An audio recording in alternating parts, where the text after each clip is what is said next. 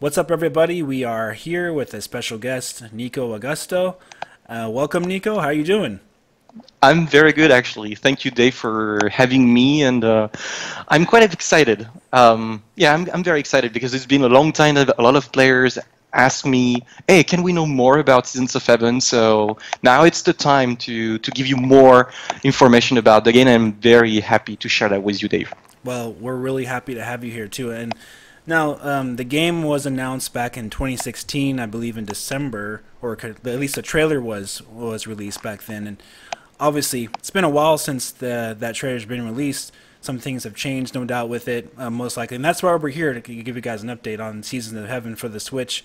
And it looked really good in the trailer, and everyone was excited about it. So, first of all, I wanted to ask you, well, actually, congratulations, first of all, on your newborn baby and the baby girl, right? So, Yeah, thank you. Yeah, that's awesome. I think you did what just a couple of days ago, right? yeah, just a couple of days. Mm. Well, congrats on that. I feel like a kind of tired, but yeah, it's fine. It's fine. I'm not a father myself, but hey, congrats to you. Yeah, thank you, man. So the first question I wanted to ask you, I'm sure everyone's been wondering, is, it's been a long time since we got any updates in the game, since it's been announced, and so can you give us any update on why it's maybe taken perhaps a little bit longer than what we maybe were hoping for to get some more information on the game? Yes, absolutely. Now, actually, I can talk, and so before answering directly this questions, it's very interesting that I can share you a few things about the background of where we came from. So when we started this old project, it was in 2013. So it's quite a long time ago now. And some of you know that I'm not from the video games industry. I used to work in TV in France, doing some shows and stuff like that. But as a player, I'm kind of all the players. I'm very passionate about it. I'm playing video games since I'm a little boy, and years and years I'm growing up, and I starting to think that I wanted to try to make a game, but I am no artist. I'm no programmer at all. So it was quite challenging. So when my dog passed away, that's the little dog you see actually in the game, Oh wow. Annie. Okay. Yeah, and I felt like I wanted to bring him back to life. So that's very personal, actually. But this is how everything started in 2013. And after years and years, I started meeting people in the video game business at Ubisoft in France, other people at Soccer Punch, people kind of all around the world, talking with all these major people in the industry trying to figure out how we can do that. And the first reaction of all of them was like, oh, this guy is kind of crazy because it's almost impossible. It's not like 10 or 15 years ago when you have studio like Ready at Dawn who actually, is an big independent studio, and it was easier. Today we are more like in the Hollywood business. It started to be very complicated. So Right. in 2016, we had a lot of issues trying to pay the bills at the studio in LA. It's the maintenance rate is very expensive, and for an independent studio was very challenging every day. Even if we done some work for hire, even we have done working closely on. I can say that today as like we work on an X-Files game. I won't be able to give you details about it because it's still, kind of secret. But Right. this game is not going to happen now. But at that time, we were working closely with Fox and other people in various things on the biggest side, on video game side. So in 2016, we took this hard decision with people at the studio and say, hey man, we have to close the studio. We won't close the company. We won't break up the team, but we're going to close the studio and we're going to start working as we started before, like in remote, as we said. So I went back to France during summer 2016, sorry, and it's kind of, was sad. I was depressing.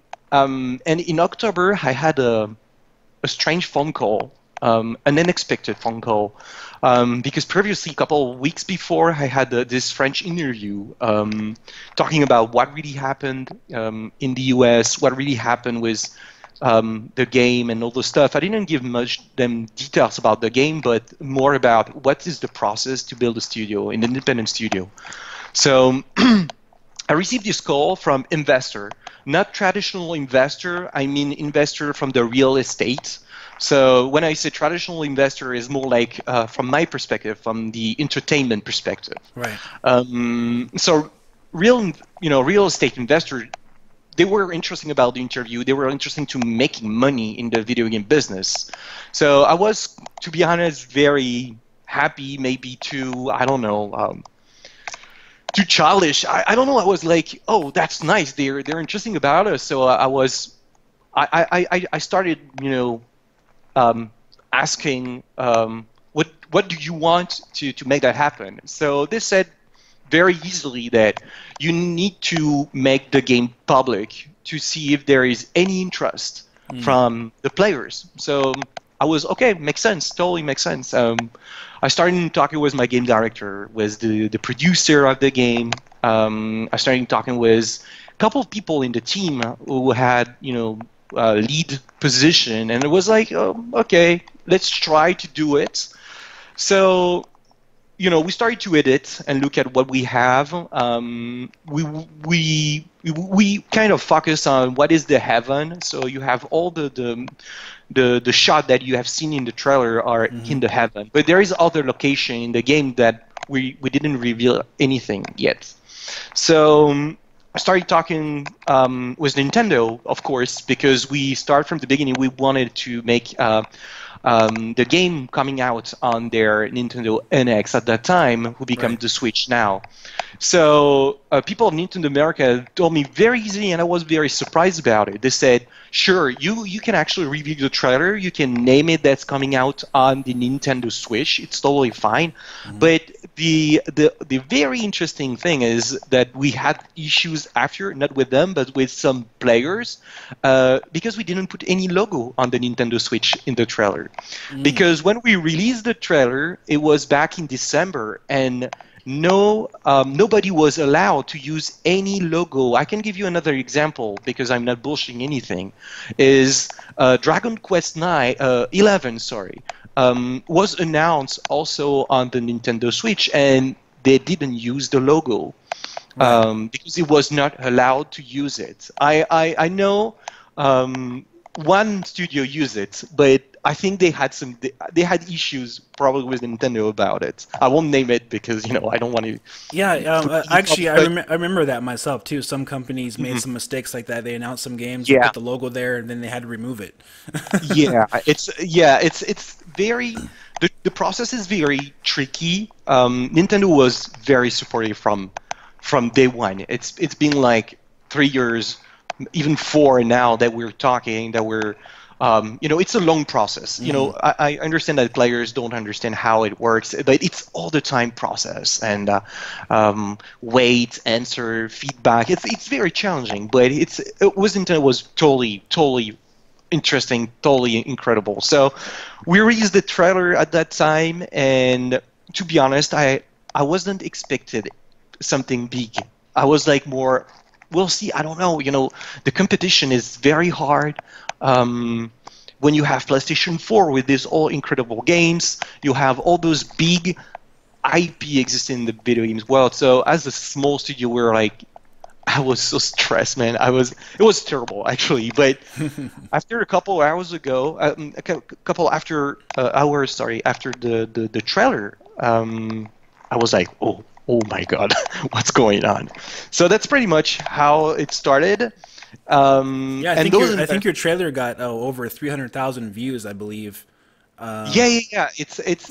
It's very interesting. The trailer is also on IGN. Who had also 300 and maybe 1,000 views, and there is like here and there. The game jumped on almost every top list of wanted game on Nintendo Switch. Yeah.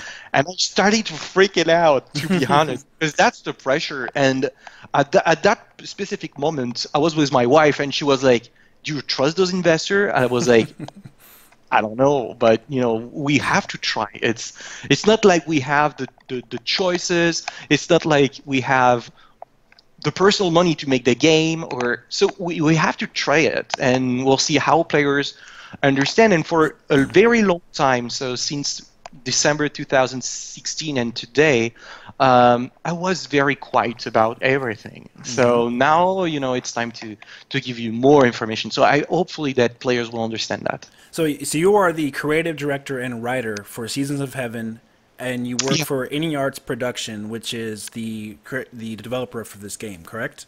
That Yes, is correct. basically everything.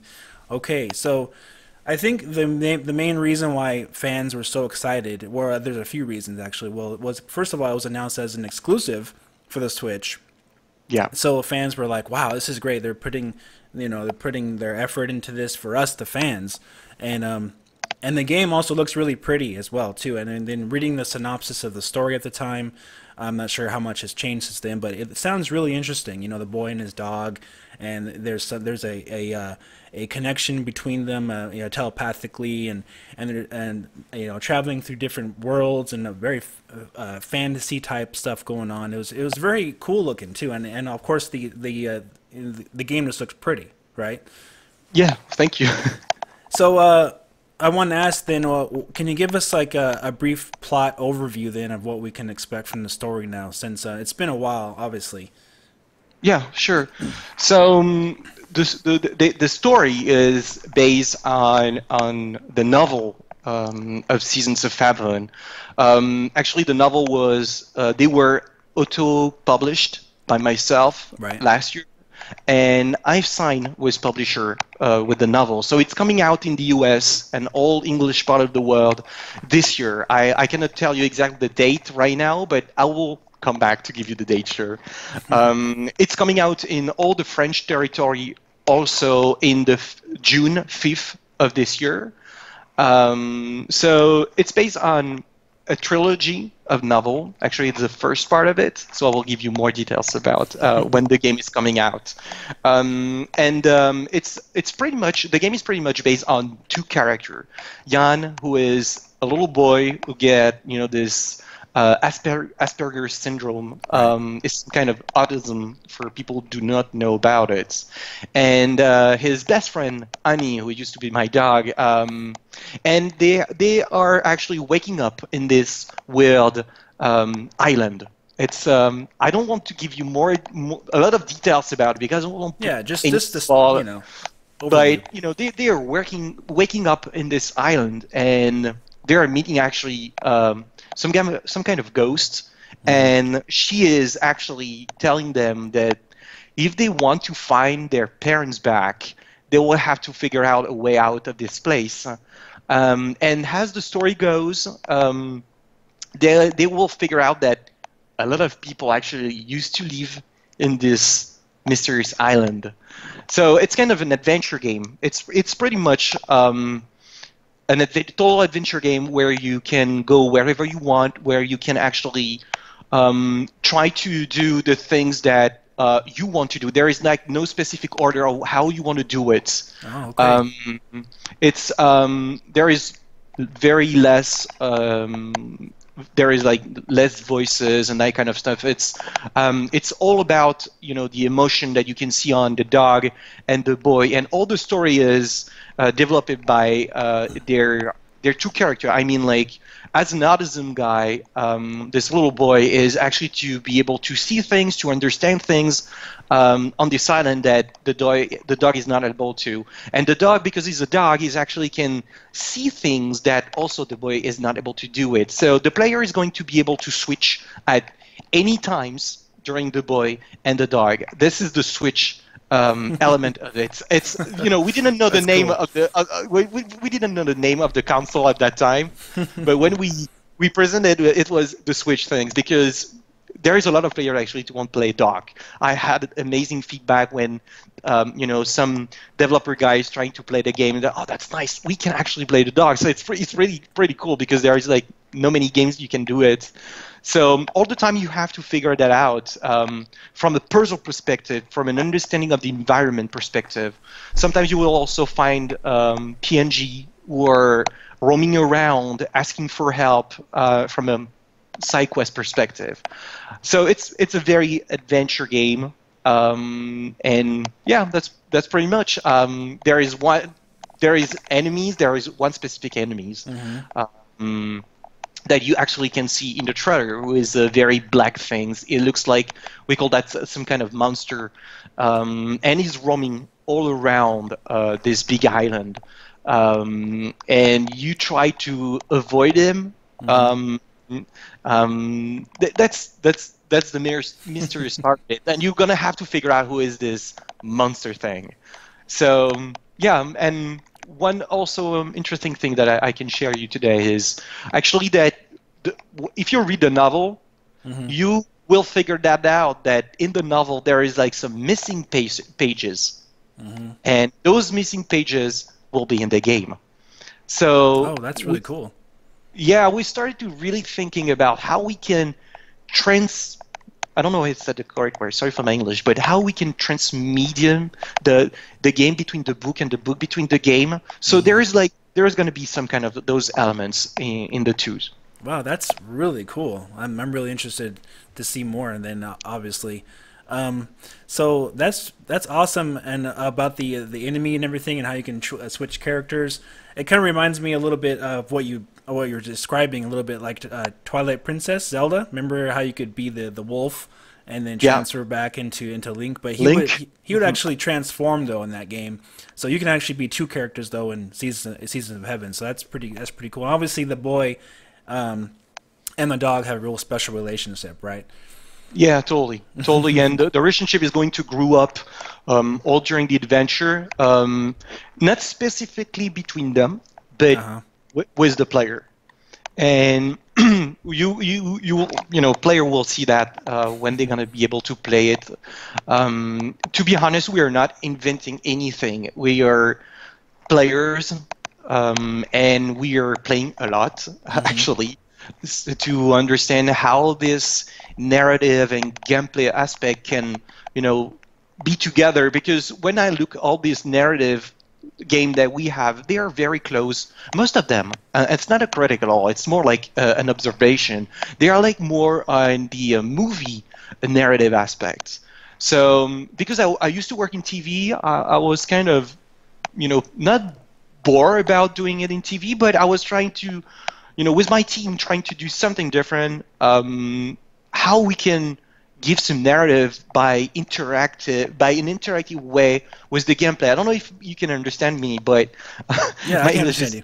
Yeah, that's the whole process. And to be honest, was very challenging. That's why it took so long to figure out how we wanted to make that game. So my next question is going to be, you announced it as an exclusive to the Switch when it first was announced. So is it still exclusive? Hasn't changed? Why we announced it on Switch is a lot of people think that because it was about to have some publicity at the right beginning, but it's not the case, because we started talking with Nintendo for a very long time. That I just shared a couple minutes ago. We wanted to make it on the Nintendo console. That doesn't mean that Nintendo is paying the game at all. Right. Nintendo is not paying the game at all. They're just happy to having us on their consoles.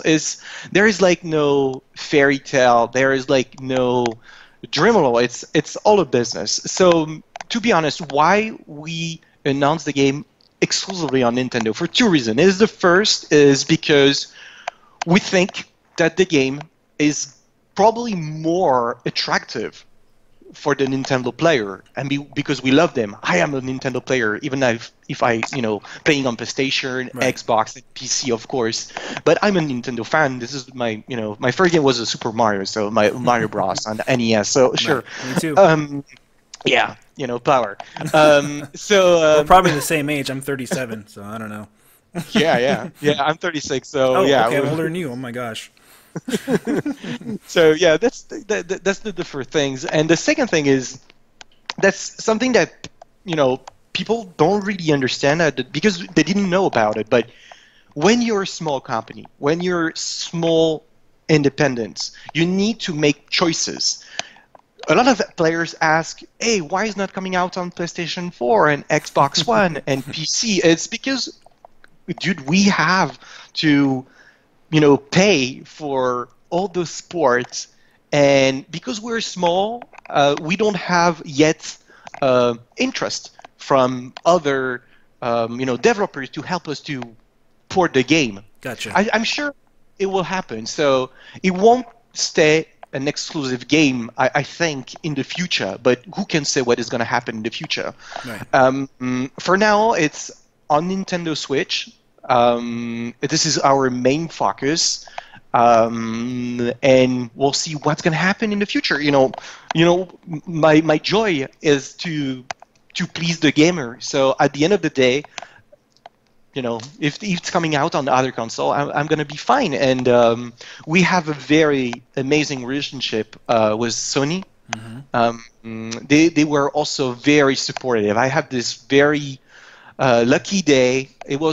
I think it was 2 years ago. It was 2 years ago at DICE. I had the chance to meet the president of Worldwide Studio, and I pitched him the game. Oh, cool. And they actually like it. And he helped me to meet all the people in various parts of Sony America. I've met like a lot of people at Sony Santa Monica, and they all were. They really actually loved the game. They were like very impressed. But that doesn't mean that they like it. They're gonna pay for it. There is a huge world between that. They like it. They're just like, hey, make your proof if you wanna. Exactly. Do your best, and we'll see what's going to happen. And they also have their own agenda. They were figured out at that time about God of War is coming out soon. It was very challenging for them. They have this very adventure things with Ready at Dawn, also for The Order.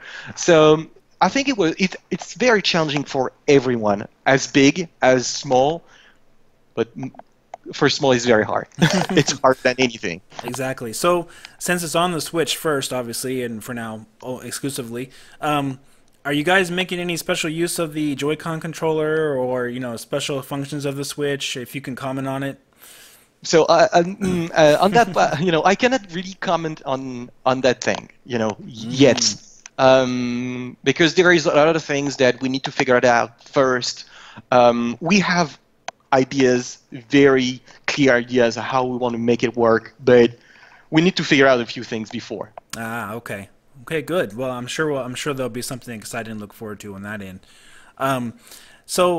What types of locations and landscapes can we expect to explore in the game? Is it just basically all foresty stuff, or are we going to have a many different variety of landscapes? That's a very great question, because I spend a lot of times working with the co-writer actually with Grant Wilson. He used to be on Sci-Fi doing this Ghost Hunter thing. Sci-Fi Channel. Yeah, and so he's part of the team, and he's co-writing the stuff with me, and from a creative perspective, like everybody is creative in the team, of course. And Grant and I were figured out what kind of things that we want to make, because there is some difference with the novel, of course. So yeah, we have various areas, forest stuff, mountain, old city. It's very based on what I can say. It's old civilization on the Egyptian and the Maya. Okay, cool. So it's all the background of the game is really rooted in the old civilization. So if you are interested in Sumerian theories, if you are interested in Egyptian, in Maya, there is like a show in America. It's Ancient Alien or something. There are just like this old civilization things. We use that kind of background in the game because it's like nobody really using that background much except the new Zelda. We were very surprised when the Breath of the Wild used that kind of background. It's more like on the Jogon thing. I don't know if you're familiar with that. It's a very old Japanese civilization, and Nintendo used that in their game. All the Sanctuary are based on that civilization. Oh wow. That's really cool. Really, really cool. So Now let's getting back to Seasons of Heaven and the graphics. Back when it was revealed Yeah. so long ago, of course, it was announced that it was using Unreal Engine 4 to power the game, right, and its graphics, and it looked Yes. beautiful. So has anything changed in that aspect? Is it still using Unreal Engine 4 or? No, we are still working on UE4 for, it's an amazing engine, and it's a very it's an amazing tool. We're starting all this process, as Mm-hmm. I said a long time ago, and we started working on Unity. Unity was really nice. We built up a few things pretty quickly, but Unreal 4 is it's really fabulous. It's really magical. There's like you can do really a lot of good stuff pretty quickly. At the end of the day, it's like you have to figure it out. What is worth your time? Is that this little asset that's gonna save some time and spending more time on, I don't know, on the art direction, on the music things, and I can give you actually, the name of the composer. So it's a worldwide thing. We are small, but we had some interest of somebody who became a friend, is Oscar Arrojo. Oscar used to be the composer of the Castlevania Lord of Shadow. Wow.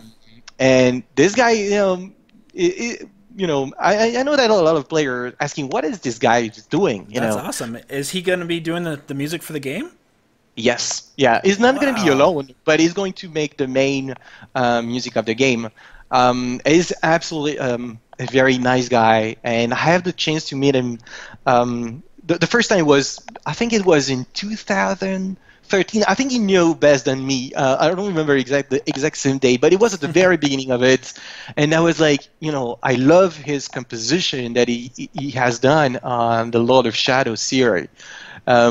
So he was not living so far from me because I live in France and he live near Spain. So I was like, hey, come on, let's meet him and have a talk. And we pitched the game, and it was into it right now, and he is very a nice guy. So he's gonna take care of the soundtrack of the game. Yeah. Man, that's so cool. I'm really happy about that. I love Castlevania music too. It's outstanding. Now, one thing that Nintendo fans will all remember is that Seasons of Heaven was the first Unreal Engine 4 announced game for the Nintendo Yeah. Switch. So you guys have that. You can put that in your cap. You have that as the first, being the Yeah. first company to announce their game as running on Unreal Engine 4. So that is really cool. I'm really happy that it's still progressing on that engine too. That's Yeah, fantastic. it was today I'm like, oh man, it's more pressure than anything. But at that time, I was talking with someone that I can not name, but he used to be my agent in LA and is working on Unreal today. And when I asked him about the trailer, he said, "Fine, do it."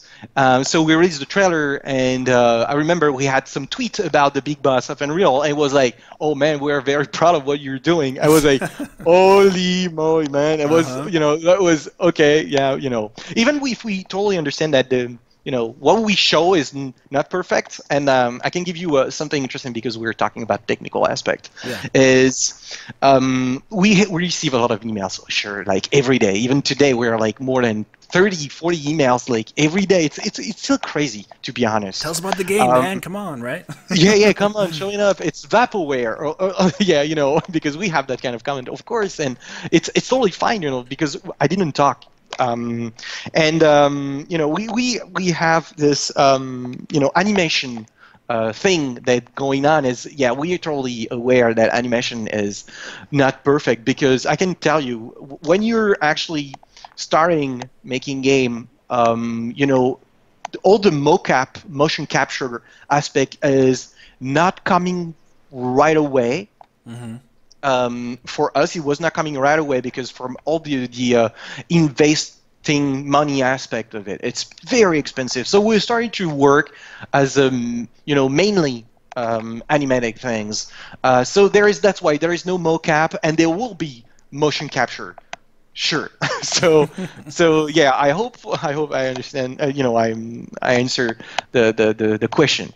Oh, yeah, that's awesome. Now, In the trailer, it had really nice graphics and everything. Obviously, it was an early example of what we could kind of, see what the game would be heading to look like. So the final game, is it going to look pretty much like that? It's going to look just as good, or what's the target? Do you guys have? So there is like some few things that we want to adjust. The art direction is going to be very close to what it is, but it will change a little bit because for many reasons. Is the first of it is what you have seen was built on PC. Right. I can answer that today. It was not on Nintendo Switch, but it's not for a powerful reason that we're doing it. It's because as artists, we evolve, and because developing a game is a very long process that sometimes you adjust few things, you change few things all along the way. The thing that you're not changing is the heart, the core mechanics of the game. It's all the gameplay. The gameplay won't change a bit, but the art direction, we're changing a few things because, as independent, we have artists who actually leaving the company and new artists who is coming in. So it's a tricky part of it. It's when you are a AAA, we have a huge studio, you get funded. It's everything is going faster. You all make a decision from a game design documents or a mood palette or an art documentation, and from day one you probably won't change a lot of things until the end. Okay, so for us it's quite different because first of all we have to survive and when you have to survive you have to sometimes cut an arm to let live the body.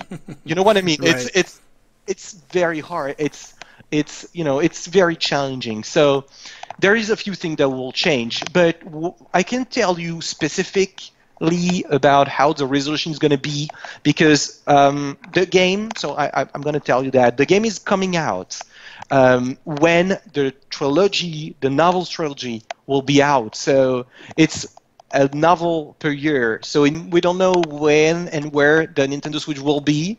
I think it will be very high, but she's probably going to have a sister or something. And we might be able to do better than what we expect. Showing things, players will know more about the game probably this year. But it's a very different approach of talking about a game. We're very transparent about it, and that's very different. That's a very different process. Okay, so the first book's coming out this year in the United States, right? Yes. So it's 2018 for the first part, the 2019 for the second, 2020 for the third one, and at the same time the game will be out. Oh, okay. Wow. All right. Yeah, it's also the part of that we don't want to spoil. The story. That was also one of the issue thing, because if you release the game before, that we're not able to do it anyway. Right. But but it's everything is connected, so it needs to be out at the same time. Right. Okay. Now, so when can we expect to see some more footage of the game then? Maybe another trailer, or some gameplay footage. So right now we are in this situation that we are. So let's get back to those investors. So when those investors, started to ask them, show to the public, and we'll fund your game. So we believe that for, I would say, like probably 5 or 6 months after the release trailer, but no money came in the company. So those investors were like, no scam, but they were like, when you are in real estate, you expect to have your money back, let's say 2 years, plus, return of investment. When you are in the game industry, and I know that a lot of people from the business side will understand that because they totally understand that issue. That's a big issue. Most of the time, you have to wait the end of the development, so it's 2, 3, 4 years. Mm-hmm. And for a year after you release, all the money is not available. You have to wait one more year to get the money. Okay. So that's a very complicated issue from investor from the real estate. So that's why they left us and to say, oh, sorry, it's too long process. And we're like, oh, screw, man. We released the trailer. We are in this situation now. How we can do that? That's part of why I didn't talk because we figured it out. So now we're talking with other investors, other publisher, keep talking how we are going to move forward with that. And we start, we hopefully start thinking that is going to happen, really, but it's still very challenging. It's very challenging. Okay. You're asking for a lot of money to people, even if we already put a lot of money into the game. Mm-hmm. I won't give you specific number, but imagine like having 12 people every month in LA for quite a long time. If people know what is the maintenance rate in LA, you can make your math. And that was very, very challenging. So, we'll see how it works. A lot of people ask us, hey, why not making Kickstarter? Kickstarter is a very tricky process. I'm not a very fond of asking money, to player. It's very challenging. I don't know what is the future. I'm pretty sure that it might never happen. We're not going to have that. But yeah, the thing that I don't like about Kickstarter is that that's when you start getting accused of being vaporware for real. When you start doing Kickstarters like that, yeah, and you don't show any gameplay and things like that. So at least you guys are not doing that. But you did announce the game. You do have at least have a trailer and some gameplay showed. But hopefully you guys have some more gameplay to show as we go on, as time goes forward. We don't want to be without anything until 2020, obviously, right? So I'm sure you'll have some more soon. There is when you do Kickstarter, you have this thing is if you raise the money, it's going super fast. That's an amazing thing about it. But you need to raise the money, and in Kickstarter, it's probably old, old IP who's making a reborn on Kickstarter, and we have many examples of that. Okay. I want to mention something also because when we have all this conversation with investor and publisher, there's like one key element was keeping bringing on the table is, do you have multiplayer transaction to the game? Seriously? Yes, that's really not with all the publishers. You're talking to EA? I'm not going to be able to. I know, I'm kidding. Say any name, it's, but I'm sure they will understand. But it's a very complicated thing because all these AAA games, they cost more and more and more. It's like when you have 200 or 300 people working on a game for 3 years, it's a huge amount of money. So publishers are very concerned about the risk more and more, and because players at the same time keeping buying all those same IP all over the years, for publisher it's not worth taking a risk to making new content. You know what I mean? It's like they're doing new content, but it's not as big as we should expect as a creative industry. Yeah. So that was for us very tricky because, to give you an idea, when I used to pitch a lot. For 2 years, I pitched like everybody in the business, all the big, and I spent a lot of good time with them. Most of them are very nice people, but at the very end of the pitch, if they ask me, "Hey, have you think about multiplayer or in-game transaction in a way that we can get some money back before the end of the game?" I mean, like, you release some kind of beta where people can play the game, and it's like they won't give you the time to finish the game. No. They push you to release the game as soon as possible, and I think it's totally understandable. It's a lot of money, but for me, for my team, that was not how we want to do it. It's probably old-fashioned, so it happens a couple times that I say no. No, we won't go that road with you guys. Sorry, but we appreciate what you're doing, and I totally understand that sometimes we probably close door. Yeah, that we had a very interesting relationship with a very big publisher, and you also sometimes be dependent on their staff. If their staff change, they quit or get fired or whatever, you have to start from zero again to talk with them. Well, a lot of because yeah, exactly. Well, I was going to say a lot of stuff has backfired on these AAA developers. Battlefront 2 and you know, some of these games with all the loot boxes and everything. I mean, we see a good example of independent games like Cuphead, for example. A $20 game sells a couple million copies. Fantastic side-scrolling game. You know, so I think there's light at the end of the tunnel for you guys because keeping your creative vision is so important. You know, and not sacrificing it for just the big dollar. Yeah, at the end of the day, this is probably something that I shouldn't say, but you know, I'm not making that for money. Right.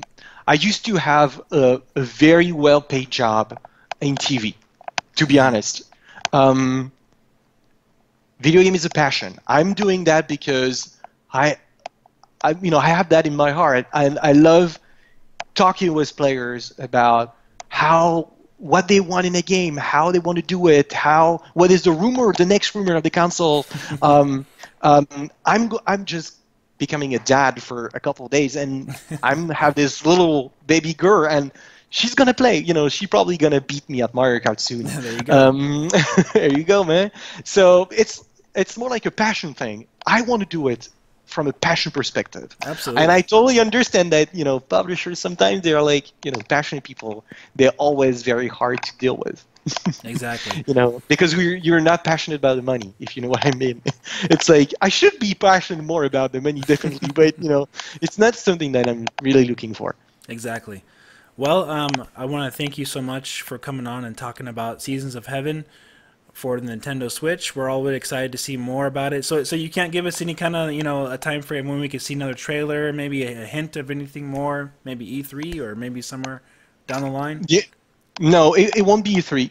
It won't be E3. E3 is for big game. It's not the way how we want to do it. So it's not going to be E3.